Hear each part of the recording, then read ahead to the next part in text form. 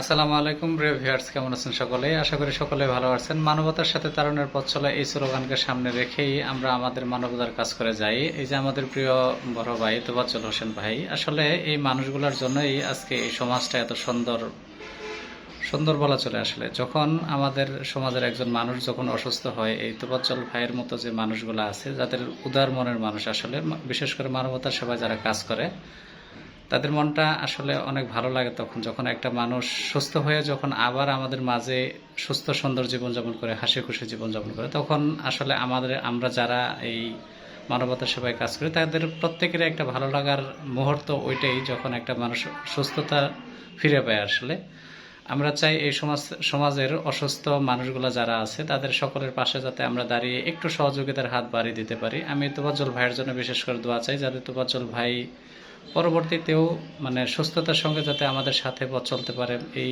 সমাজে যাতে একটু হলেও অবদান রাখতে পারে। আমরা আমাদের এই ক্ষুদ্র প্রচেষ্টাটুকু যদি মানুষের একটু উপকারে আসে, তখন আমাদের আসলে ভালো লাগা শেষ থাকে না। এই ভালো লাগাটুকু আসলে ঠিক তখন উপলব্ধি করা যায়, আর সেই উপলব্ধি করতে পারে যে যার মন এরকম মহান হয় যে একজন অসুস্থ মানুষের পাশে দাঁড়ায়।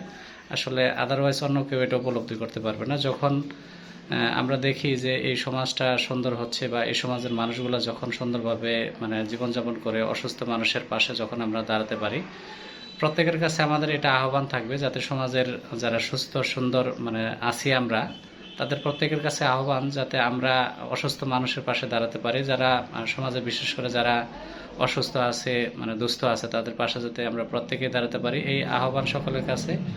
আমরা চাই এই সমাজটা সুন্দর হোক। প্রত্যেকটা ইয়াং জেনারেশন, ইয়াং মানুষ যদি আমরা এই সমাজকে পরিবর্তন করতে চেষ্টা করি, অবশ্যই আমাদের এই সমাজটা পরিবর্তন হবে।